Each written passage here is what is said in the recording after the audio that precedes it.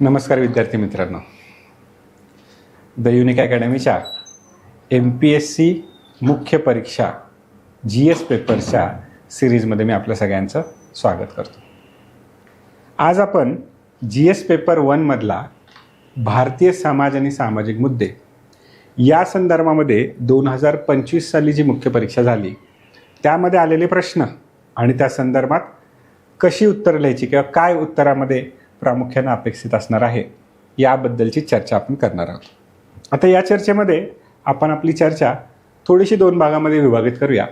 ज्याच्यामध्ये पहिल्या भागामध्ये जेव्हा मी आपल्याला प्रश्न इथे बोर्डवर दाखवेल त्या प्रश्नाचं उत्तर आपण इथे डिस्कस करूया. ते करत असताना मी या बोर्डचा वापर करणार आहे आणि काही पॉईंट्स तिथे तुमच्यासमोर मांडणार आहे. पण त्याचबरोबर दुसऱ्या भागामध्ये याच प्रश्नाचं उत्तर मॉडेल आन्सर फॉर्मॅटमध्ये देखील इथे आपल्या सगळ्यांसमोर उपलब्ध असणार आहे. पण पहिल्या भागावर म्हणजे आपल्या डिस्कशनवर आज आपण त्याच्यामध्ये जास्त भर देऊया. तर चला मग अभ्यास करत असताना बघूया पहिले मुख्य परीक्षा जी 2025 साली झाली त्याच्यामध्ये GS पेपर 1 मध्ये भारतीय समाज आणि सामाजिक मुद्दे याच्यामध्ये कोणत्या प्रकारचे प्रश्न आले. आता पहिलाच प्रश्न जर इथे आपण बघितला तर तो पहिला प्रश्न आहे प्रादेशिकीकरण या संकल्पनेवर आधारित.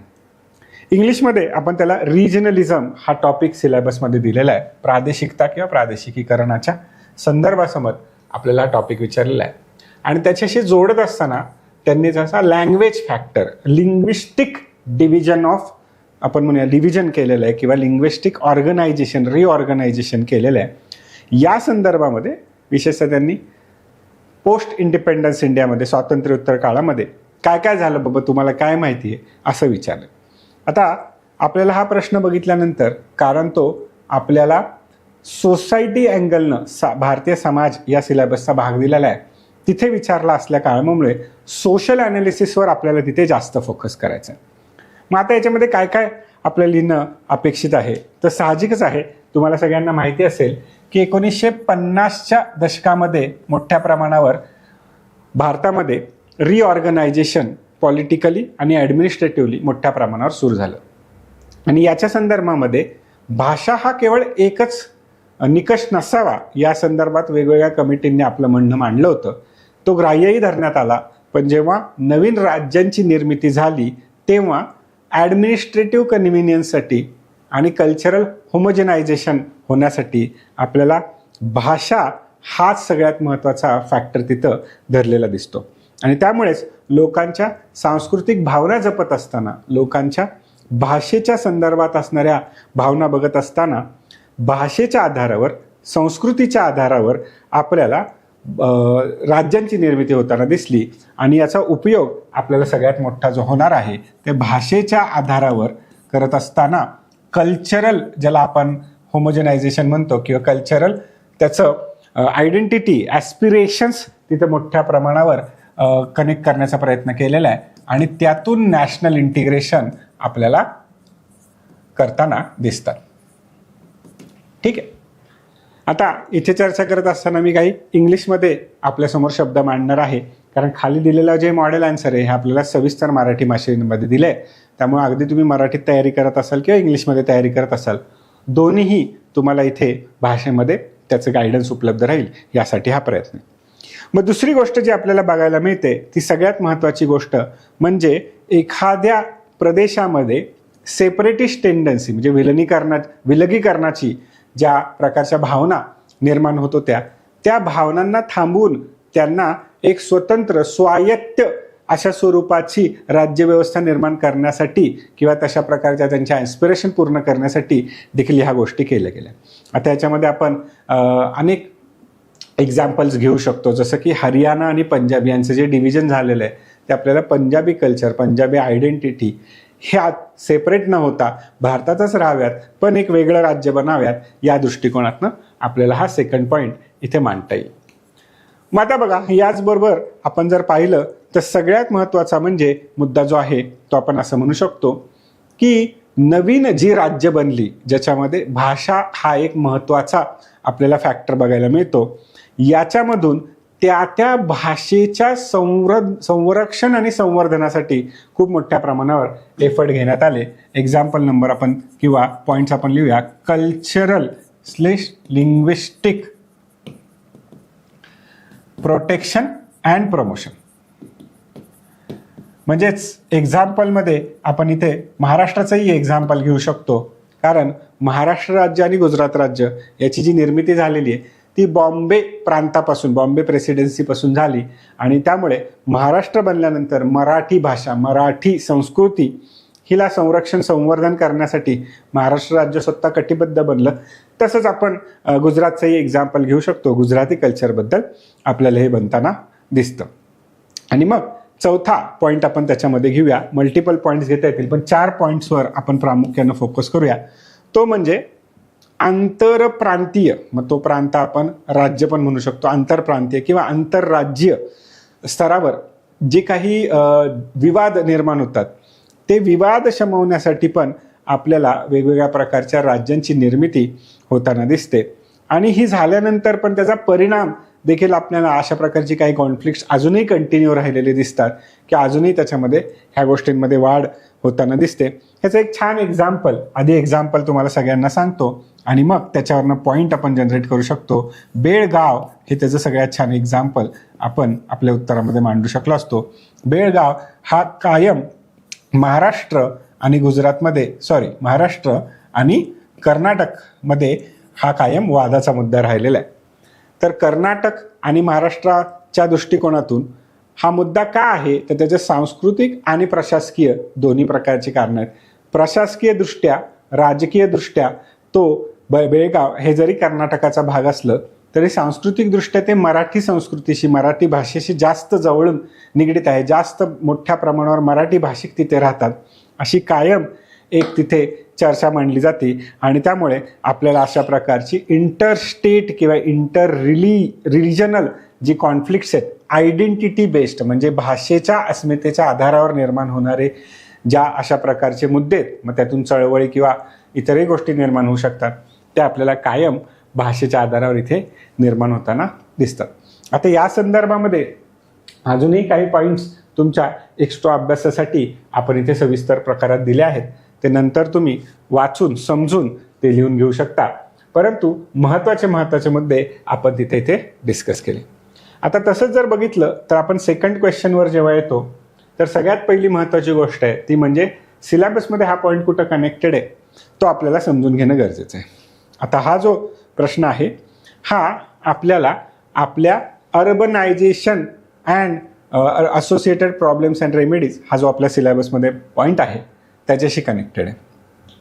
शहरीकरण, त्याच्या रिलेटेड समस्या आणि उपाययोजना हा सिलेबसमधला पॉईंट आपल्याला बघता क्षणी आपल्या जॉग्रफीच्या पण सिलेबसशी कनेक्टेड दिसतो. आणि त्यामुळे अशा प्रकारच्या क्वेश्चन्सला मी जनरली म्हणतो मल्टी डिसिप्लिनरी क्वेश्चन. म्हणजेच 2 किंवा त्यापेक्षा अधिक विषय आहेत किंवा सब्जेक्ट्स आहेत त्याच्याशी कनेक्ट होऊन असा सब्जेक्ट किंवा क्वेश्चन बनवलेला असतो. आणि त्यामुळे तिन्ही ज्या सब्जेक्टशी तो कनेक्टेड आहे त्याचं नॉलेज आपल्याला इथं उपयोगात आणावं लागतं. आता हा क्वेश्चन बनवल्यानंतर मुंबई या शहराविषयी त्यांनी आपल्याला प्रश्न विचारलेला आहे आणि त्यांनी विचारलं आहे की मुंबईतली अर्बनायझेशन म्हणजेच शहरीकरणाची जी प्रक्रिया आहे त्याबरोबर संबंधात त्यांनी कारणं काय आहेत आणि त्याची 2 डायमेन्शन पण दिली त्यांनी की इंडस्ट्रियलायझेशन आणि इकॉनॉमिक अँगलनं कशा प्रकारे ती अर्बनायझेशन झाली, डेव्हलप सिटी कशा प्रकारे बनली, कारणं स्पष्ट करा असंही त्यांनी सांगितलंय. आता साहजिकच आहे, जसं आपण त्याला म्हणलो होतो की हा काय आहे, मल्टी डिसिप्लिनरी क्वेश्चन आहे आणि त्यामुळे याच्यामध्ये मी भूगोल आणि समाज या दोन्ही सब्जेक्टचा माझा नॉलेज वापरणार आहे. आता याच्यामध्ये दिसता क्षणी मला हे कळतंय की काही पॉईंट्स मला इमिजिएटली भूगोलातून इथे मांडता येणार आहेत आणि काही पॉईंट्स मला ह्याच्यात सोसायटीमधनं इमिजिएटली मांडता येणार आहेत. आता हे करत असताना तुम्ही त्याची प्रायोरिटी ठरवू शकता. तुम्हाला जर असं वाटलं हा क्वेश्चन जास्त क्लोजली कनेक्टेड करतो जॉग्रफी बरोबर तर जॉग्रफीचे पॉईंट्स आपण वरती लिहूया. क्वेश्चन जर मला असं वाटलं की थोडा जास्त सोसायटीकडे झुकलेला दिसतो तर मी सोसायटीचे पॉईंट वरती लिहिल किंवा त्याच्यात मी जास्त एक्स्ट्रा पॉईंट्स लिहिण्याचा प्रयत्न करेल. पण त्या दोन्ही ठिकाणी आपल्याला दोन्ही पॉईंट्स, दोन्ही सब्जेक्टला कनेक्ट करून पॉईंट लिहिणं गरजेचं आहे. तर मग काय आहे, जॉग्रफीचे पॉईंट्स तुम्हाला सगळ्यांना, बहुतांश लोकांना परीक्षेमध्ये देखील लिहिताना आठवले असतील किंवा आत्ता चर्चा करताना आठवले असतील. आणि साहजिकच आहे, त्याच्यामध्ये सगळ्यात महत्त्वाची जी भौगोलिक गोष्ट मुंबईशी निगडीत आहे ती म्हणजे तिची नैसर्गिक बंदर असण्याची क्षमता. ठीक आहे, मग आता मुंबई हे नैसर्गिक बंदर आहे आणि त्यामुळे आपोआपच ट्रान्सपोर्टेशन आणि याच्यासाठी त्याचा फार मोठा उपयोग होऊ शकतो हे ब्रिटिशांनी पण जाणलं आणि म्हणूनच ब्रिटिशांनी मुंबईला मोठं शहर म्हणून विकसित करायला सुरुवात केली. त्याचबरोबर तिथलं हवामान, वातावरण हे देखील गिरणी म्हणजे कापड गिरण्यांसाठी अतिशय चांगल्या प्रकारचं होतं आणि म्हणून ब्रिटिशांच्या काळामध्ये आणि नंतर स्वातंत्र्योत्तर काळामध्ये सुरुवातीच्या काही दशकांमध्ये मोठ्या प्रमाणावर तिथे कापड गिरण्या चालू राहिल्या आणि त्यातून मोठ्या प्रमाणावर आपल्याला व्यापार किंवा मोठ्या प्रमाणावर उत्पादन झालं, उत्पादनातून व्यापार आपल्याला झालेला दिसतो. आता याच प्रकारे आपण नंतरच्या दशकांमध्ये मुंबई ही एक आर्थिक राजधानी म्हणून देखील उदयाला आपल्याला आलेली दिसली. आर्थिक,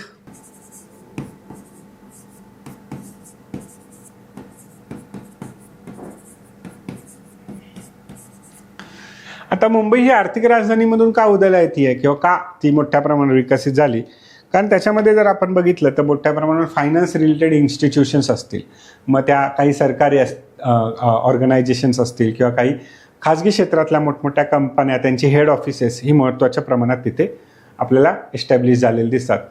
RBI असेल, सेबी असेल आणि इतर गोष्टी आपल्याला तिथे होताना दिसतात, ज्याच्यामुळे फायनान्शियल सेक्टरमधलं, इकॉनॉमिक सेक्टरमधलं जे टॅलेंट आहे ते त्या शहरामध्ये मोठ्या प्रमाणावर येत आहे आणि तिथून पुढे तो जो रोलिंग आउट इफेक्ट असतो की टॅलेंट अवेलेबल आहे म्हणून इंडस्ट्री डेव्हलप होते, इंडस्ट्री आहे म्हणून टॅलेंट अट्रॅक्ट करतं, त्यातून नवीन इंडस्ट्री किंवा सर्व्हिस सेक्टर फ्लरिश होतं किंवा वाढतं, हा इफेक्ट आपल्याला मुंबईमध्ये मोठ्या प्रमाणावर दिसतो. आता हाच पॉईंट आपल्याला कनेक्ट करून सोशल अँगलला पण जोडता येतो आणि तो आपल्याला स्थलांतराशी निगडीत करता येईल. मायग्रेशन, आता मायग्रेशन ही फेनॉमेना आहेच, पण त्याला सोसायटी रिलेटेड कॉन्टेक्स्ट कसा आहे, तर मायग्रेशन तिथेच शक्य आहे जिथे समाज हा कॉस्मोपॉलिटन नेचरचा असतो. मग हा चौथ्या पॉईंटमध्ये मी कनेक्ट करून ठेवेल.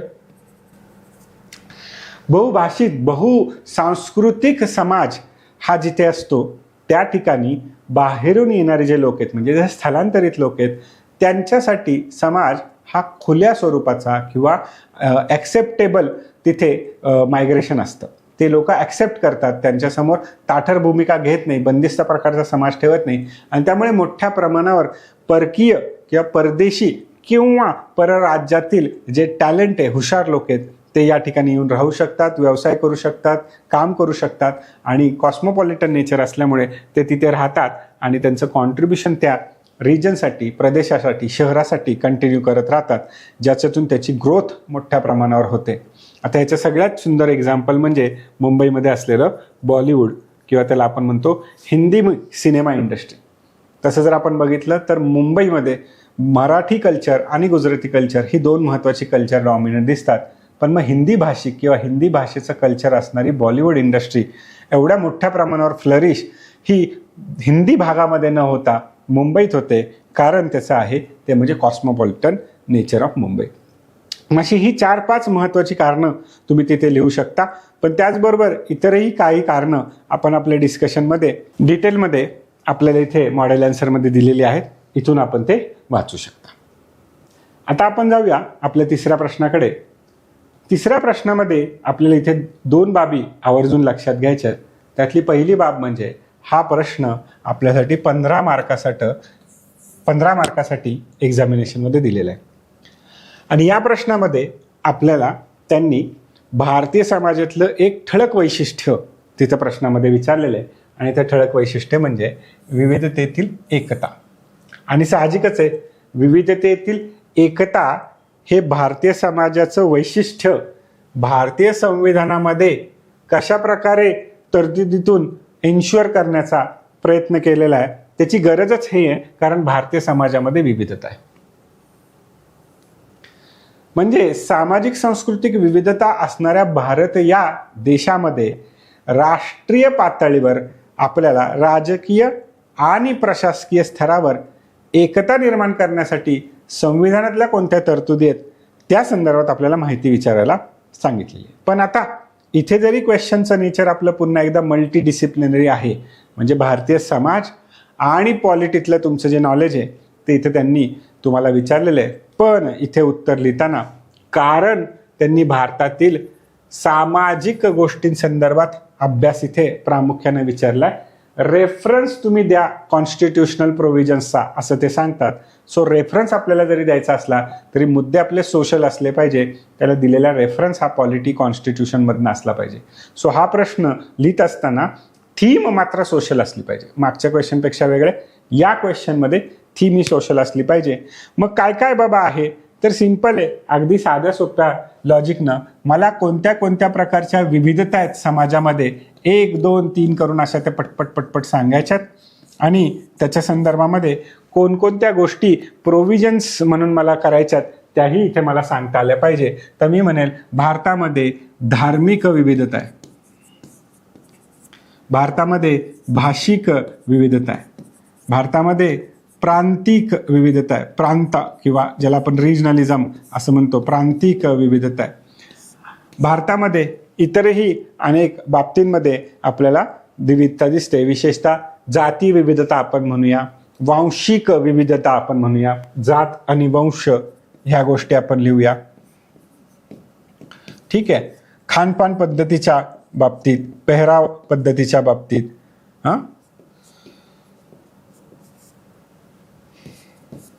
पेहराव पद्धती इत्यादी गोष्टी. 6 पॉईंट मी इथे तुमच्याकडून मारले, अजून 1-2 पॉईंट आपण ऍड करू शकतो.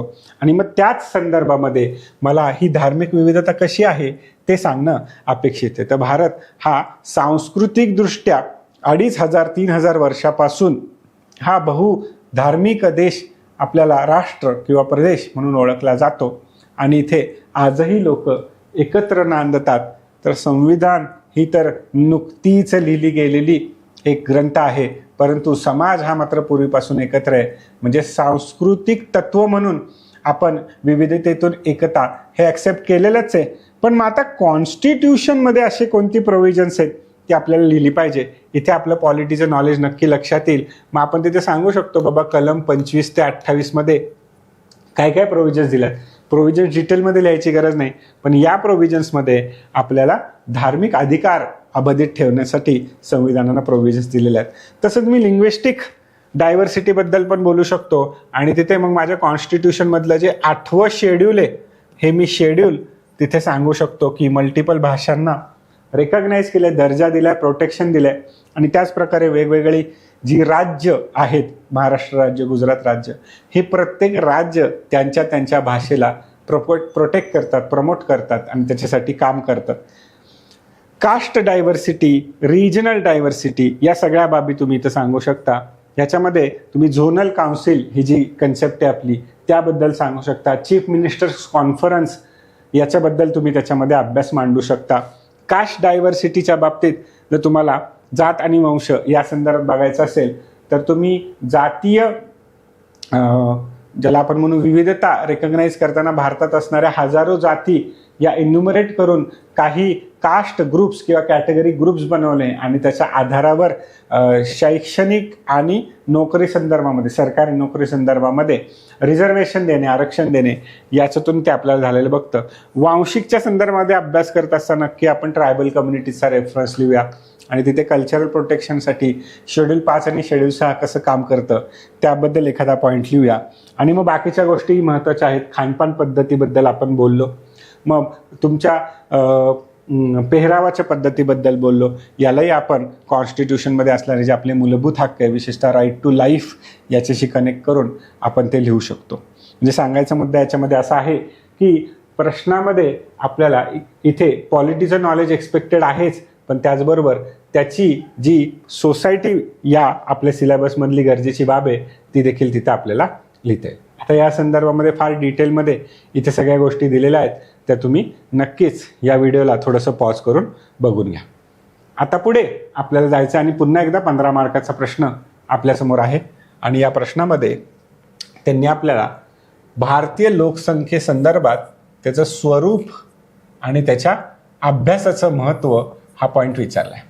आता बघा साहजिकच आहे, पुन्हा एकदा या प्रश्नामध्ये तुम्हाला भूगोल हा आस्पेक्ट दिसून येतो, कारण लोकसंख्येविषयीचा अभ्यास हा तुमच्या ह्युमन जॉग्राफीचा पार्ट आहे. पण त्याचं महत्त्व स्पष्ट करत असताना आपल्याला त्यांनी हा जो मुद्दा विचारला आहे हा तुमच्या करंट अफेअर्सशी क्लोजली कनेक्टेड आहे का रे? चालू आहे का सेन्सस, आहे की नाही?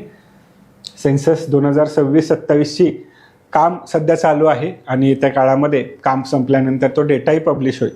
त्यामुळे तुम्ही अगदी 2027ची मुख्य परीक्षा देत असाल किंवा 2028ची मुख्य परीक्षा देण्यासाठी तयारी करत असाल तरी सेन्सस हा ऑनगोईंग असल्यामुळे करंट अफेअर्समध्ये, कंटेम्पररी इश्यूजमध्ये असे प्रश्न बनत राहू शकतात. म्हणून या धड्याची आपण तयारी केली.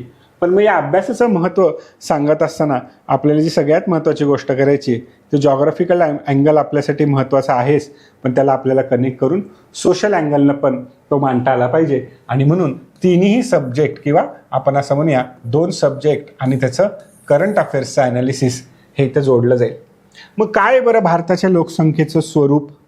मग स्वरूप हे जनरली तुम्ही जर बघितलं तर पॉप्युलेशनचं साईज, पॉप्युलेशनचं प्रोफाईल या सगळ्या गोष्टींशी कनेक्टेड असतं. मग सगळ्यात पॉईंट पहिला तर मी जे सांगेल ते भारताच्या लोकसंख्येच्या स्वरूपामध्ये त्याचं जे आकारमान आहे ते खूप मोठं आहे. आकार मोठा आहे, साईज मोठी आहे.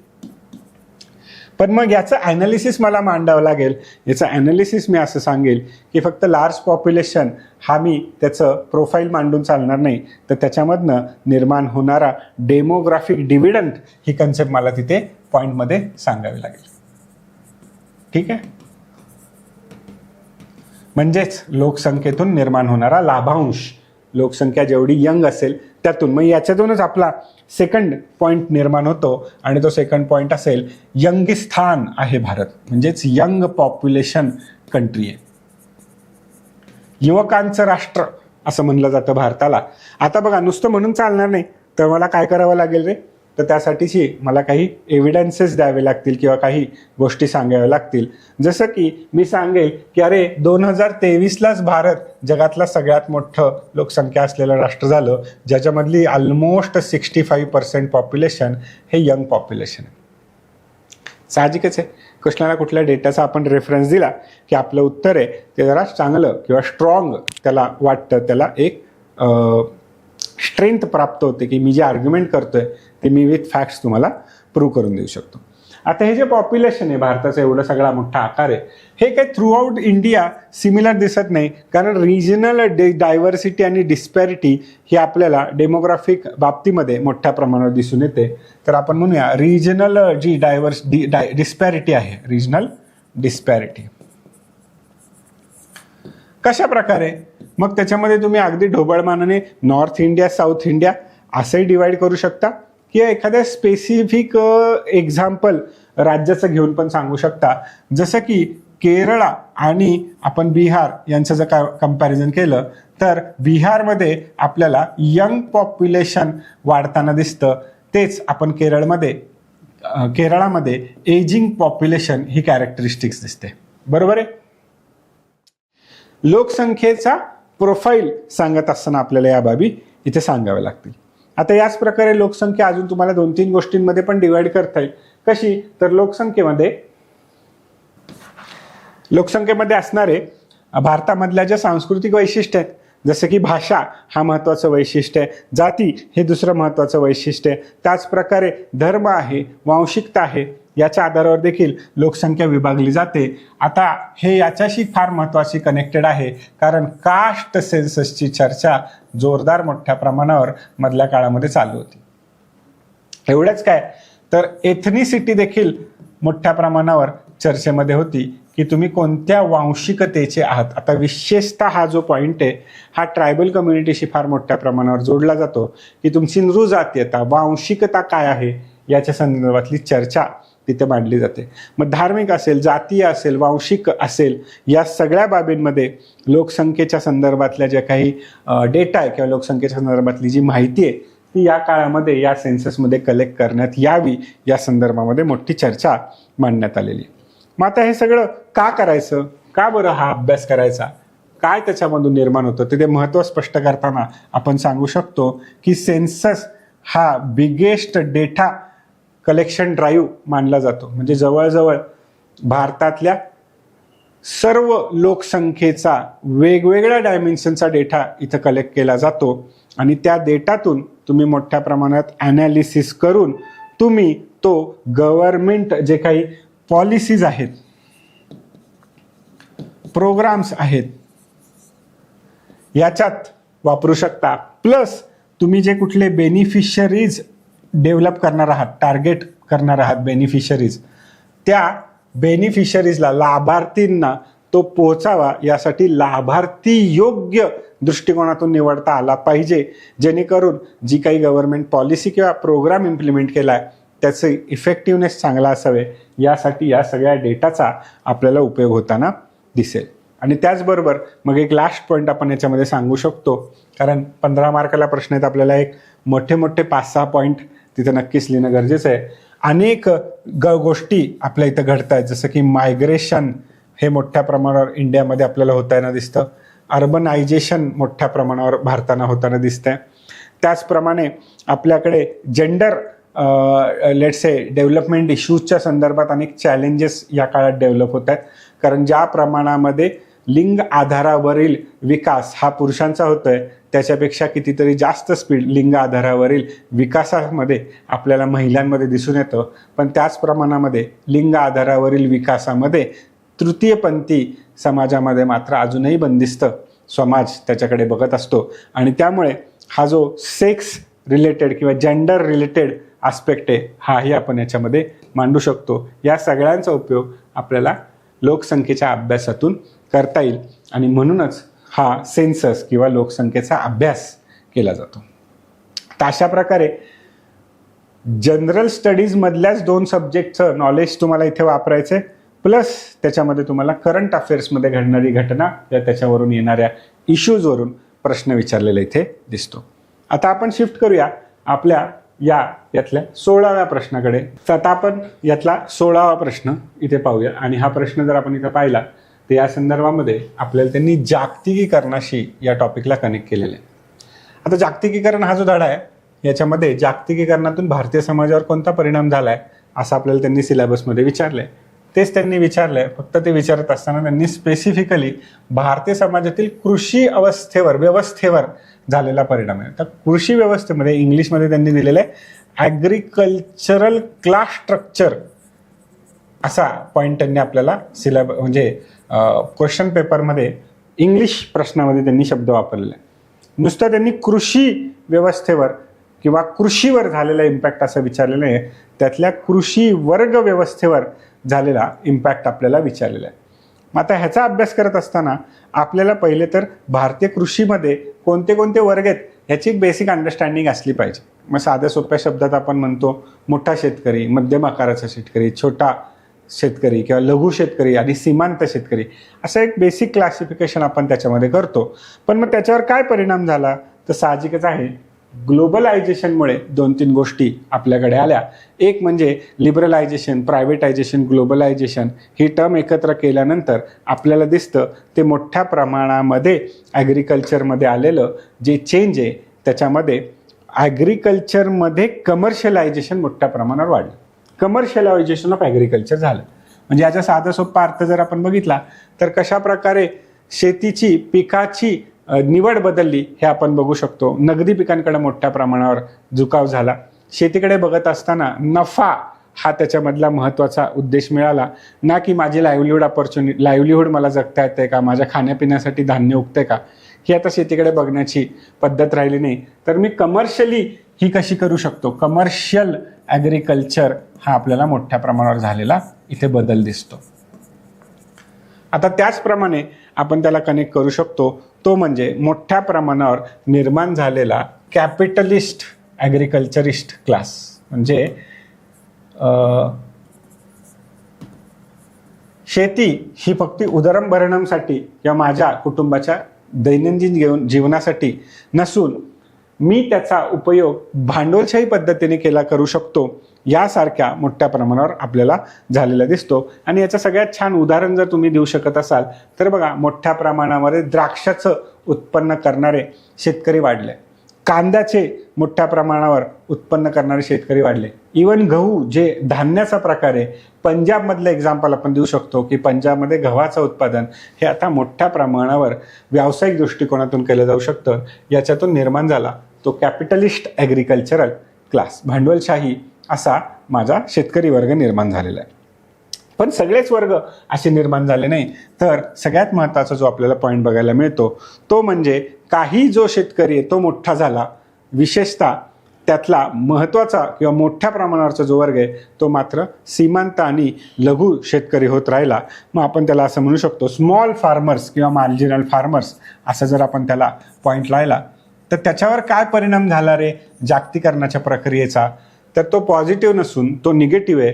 कारण हा जो शेतकरी आहे हा आपल्याला नॅशनल इंटरनॅशनल कॉम्पिटिशनला बळी पडलेला दिसतो. कारण ग्लोबलायझेशनमुळे जग मोकळं झालं, जगातले पदार्थ भारतामध्ये आले आणि भारतातला जो शेतकरी आहे त्याच्या उत्पन्नाला कॉम्पिटिशन निर्माण झाली आणि त्यामुळे त्याला ग्लोबल कॉम्पिटिशनला आणि रिस्कला सामोरं जावं लागलं. ठीक आहे. तसंच जर आपण बघितलं तर मोठ्या प्रमाणामध्ये आता ॲग्रिकल्चरमध्ये करार पद्धती आली. कॉन्ट्रॅक्ट फार्मिंग हा शब्द तुम्ही ऐकला असेल.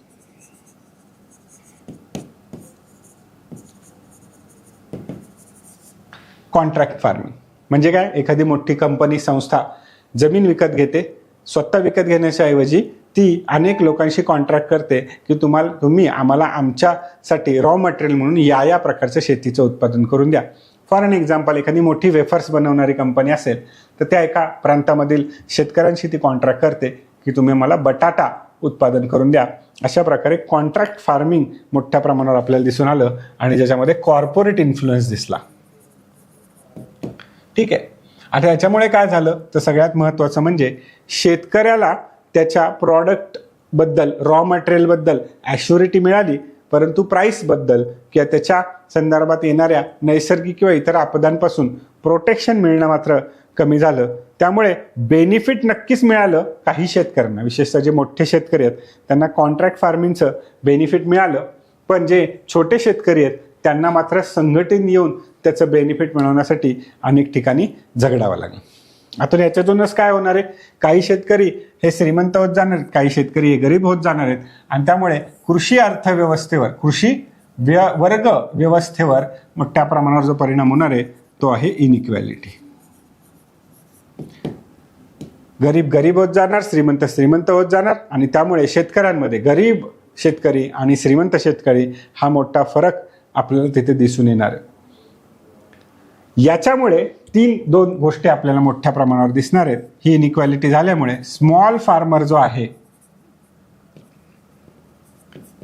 हा जो फार्मर आहे हा मोठ्या प्रमाणावर शेती सोडून वेगळ्या व्यवसायांमध्ये, विशेषतः शहरी भागामध्ये जाऊन इन्फॉर्मल सेक्टरमध्ये काम करण्यामध्ये जीवनाच्या गरजा भागवण्यासाठी आपल्याला तिथे कन्वर्ट झालेला दिसेल आणि त्यामधून मोठ्या प्रमाणावर आपल्याला मायग्रेशन, स्थलांतर इथे पाहावं लागेल, जे विशेषतः ग्रामीण भागातून शहरी भागात होणार आहे. गावाकडे शेती तशीच राहिली, मग आता गावाची शेती कोण करणार, त्याच्यातून शेती ही महिला करायला सुरुवात करतील आणि त्याच्यामधून फेमिनायझेशन ऑफ ॲग्रिकल्चर, शेतीचं महिलाकरण मोठ्या प्रमाणावर झालेलं दिसेल. हाही खूप मोठा परिणाम आपल्याला तिथे होताना दिसेल. या सगळ्या गोष्टी आपल्याला इथे परीक्षेमध्ये लिहायच्या. तर बाकी तुम्ही अनेक गोष्टी लिहू शकता, क्रॉपिंग पॅटर्न कसा बदलला या सगळ्या गोष्टी याच्यात लिहिता येतील. पण प्रामुख्यानं त्यांनी कृषी वर्ग व्यवस्था हा शब्द वापरल्यामुळे माझ्या पहिल्या काही इम्पॉर्टंट पॉईंट्समध्ये, 4-5 इम्पॉर्टंट पॉईंट्समध्ये वर्ग या संदर्भातच बदल कसा झाला ते तिथे सांगणं अपेक्षित आहे. आणि मग काही ठिकाणी जिथे जिथे गरज पडते तिथे तुम्ही त्याचं एक्झाम्पल देऊ शकता आणि उत्तर लिहू शकता.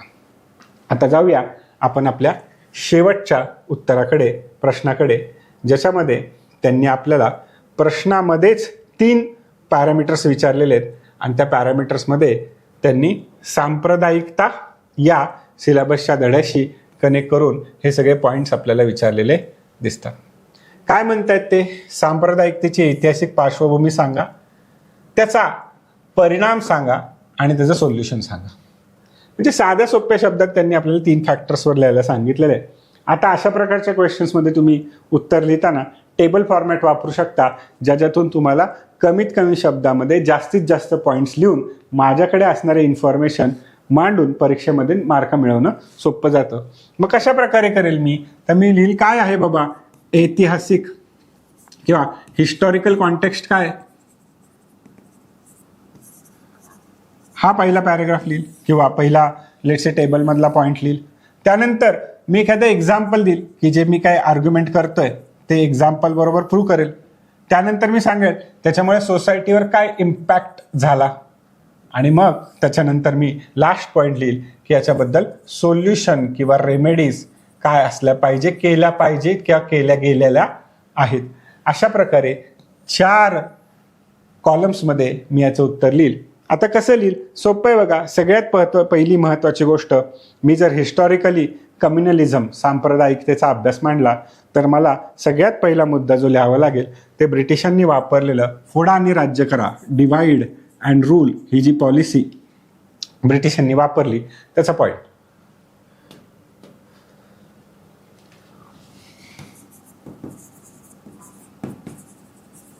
ठीक आहे.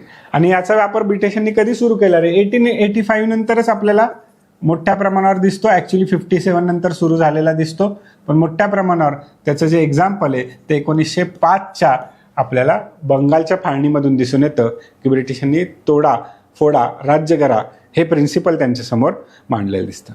आता याच्यामुळे परिणाम काय झाला सोसायटीमध्ये? तर सोसायटीमध्ये विशेषतः जे 2 मोठ्या कम्युनिटी होत्या, हिंदू समाज आणि मुस्लिम समाज, यांच्यामध्ये एकमेकांमध्ये डिस्ट्रस्ट किंवा अविश्वास निर्माण झाला. आणि माझा जो सेक्युलर इंटरेस्ट आहे तो तुमचा सेक्युलर इंटरेस्ट नाही आहे हे फिलिंग त्यांच्यामध्ये निर्माण झालं की बिकॉज मी हिंदू आहे तर माझा जो काही इंटरेस्ट आहे तो हिंदू समाजाशीच बिलॉंग करतो, आणि एखादा व्यक्ती मुस्लिम आहे तर त्याचा इंटरेस्ट मुस्लिम समाजाशी बिलॉंग करतो. हा एक विचार म्हणून समाजामध्ये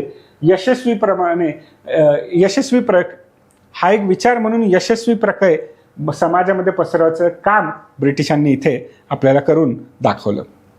आता याची सोल्युशन्स काय आहेत? तर सोल्युशन थोड्या वेळानंतर आपण एक एक पॉईंट करून सांगूया. मग दुसरा पॉईंट जो आपल्याला दिसतो तो म्हणजे हिस्टॉरिकल कॉन्टेक्स्टमध्ये 1947 साली भारताची झालेली जी फाळणी आहे ही आपल्याला सांप्रदायिकतेच्याच आधारावर झालेली दिसते.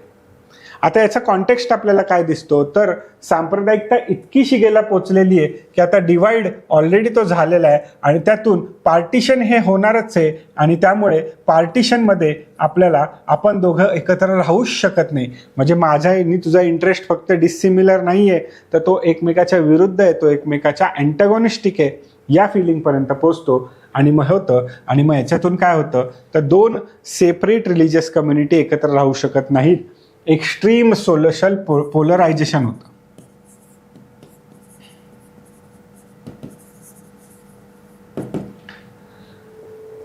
ध्रुवीकरण झालेलं आहे. सामाजिक स्तरावर 2 कम्युनिटी आपल्याला ध्रुवीकरणाकडे झुकलेल्या दिसतात, आणि या ध्रुवीकरणातून जो त्या काळातला जो समाज आहे किंवा नवीन येणारे जी जनरेशन आहे त्या काही प्रिज्युडिसेस घेऊन जन्माला येतात. या कम्युनिटीचे लोक अशाच प्रकारचे असतात. अशा प्रकारचे पूर्वग्रह मतदूषित येणारं आपल्याला या गोष्टी दिसतात. मग त्याला काय सोल्युशन करावं लागेल? तर इंटरफेथ डायलॉग हा याच्यामध्ये सगळ्यात महत्त्वाचा आहे. जेवढं पोलरायझेशन असणार आहे तेवढं आपल्याला हा डिस्ट्रस्ट वाढतच जाताना दिसणार आहे, आणि म्हणून dialogue is a solution for let's say lessening the impact of polarisation असं आपण म्हणू शकतो. त्याचबरोबर प्रिज्युडिसेस घालवण्यासाठी आपल्याला काय करावं लागेल? तो डायलॉग मोठ्या स्तरावर किंवा गव्हर्नमेंटच्या काही स्कीममधून किंवा वेगवेगळ्या सिव्हिल सोसायटीच्या एफर्ट्समधून तो वाढवावा लागेल. आता हीच गोष्ट आपल्याला 1990च्या दशकामध्ये पण मोठ्या प्रमाणामध्ये भारतामध्ये जोर धरताना दिसते, आणि त्याच्यामध्ये मोठ्या प्रमाणावर आपल्याला जे दिसतं ते रथयात्रा किंवा रामजन्मभूमीचा मुद्दा असेल किंवा त्यानंतर मोठ्या प्रमाणावर झालेला व्हायलन्स असेल, याच्यातून 1990च्या दशकानंतर आपल्याला सांप्रदायिकता पुन्हा एकदा चालू झालेली दिसते. आता याच्या मागची कारणं आणि इम्पॅक्ट दोन्ही बघता येतील, कारण धर्म ही एक वोट बँक असू शकते हा मोठ्या प्रमाणावर मांडला गेलेला मुद्दा आहे अभ्यासकांतर्फे, आणि त्यामुळे धर्माच्या आधारावर वोट बँक पॉलिटिक्स हे आपल्याला इथं मोठ्या प्रमाणावर झालेलं दिसलं. आणि त्यामुळे आज आपल्याला जर भारतामध्ये ह्या गोष्टीला सोल्युशन काढायचं असेल, भारत हा सुरुवातीच्या काळापासून सर्व धर्म समभाव या आधाराच्या तत्वावर जनलेली समाजव्यवस्था आणि राज्यव्यवस्था आहे, तर आपल्याला इथं सेक्युलर पॉलिटी म्हणजेच धर्मनिरपेक्षतेच्या संकल्पनावर आधारित असणारी राज्यव्यवस्था याच्यासाठी आपल्याला काम करावं लागेल.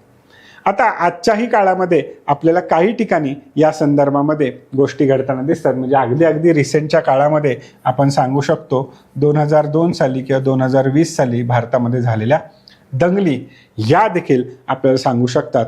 आता या दंगलींच्या संदर्भामध्ये आपल्याला मोठ्या प्रमाणावर जे सेग्रिगेशन आणि गेटोआयझेशन झालंय, म्हणजे एखादी कम्युनिटी एका विशिष्ट एरियामध्ये कॉन्सन्ट्रेट होते आणि मग तिथून कम्युनल स्प्रेड चालू होतो, रॅडिकलायझेशन मोठ्या प्रमाणावर वाढतं. या सगळ्या गोष्टी आपल्याला इथे मांडता येतील आणि त्याची हिस्टॉरिकल कॉन्टेक्स्ट देता येतील. मग याच्या संदर्भात अजून अभ्यास जर आपण मांडायचं ठरवलं तर या सगळ्या ज्या गोष्टी घडत आहेत आणि भविष्यामध्ये आपण असं म्हणूया की 2025 नंतरच्या काळामध्ये आपल्याला सगळ्यात मोठा जो इम्पॅक्ट दिसणार आहे तो सोशल मीडिया, त्यानंतर फेक न्यूज,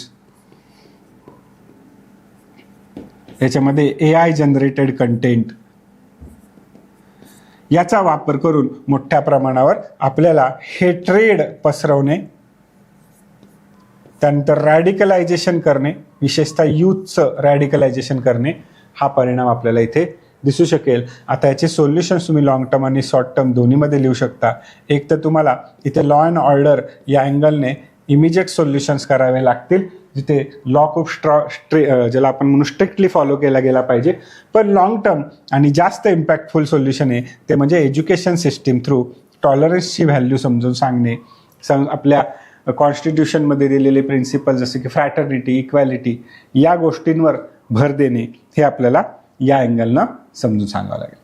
तर अशा प्रकारे जर आपण बघितलं तर आपल्या सिलेबसमध्ये दिलेल्याच पॉईंटवर राज्यसेवेने मल्टिपल क्वेश्चन विचारले होते आणि त्या संदर्भात आपण जर इंडियन सोसायटीचा पेपर बघितला तर 15 मार्काचे काही आणि 10 मार्काचे काही अशा अनेक प्रश्नांची आपण इथे चर्चा केली.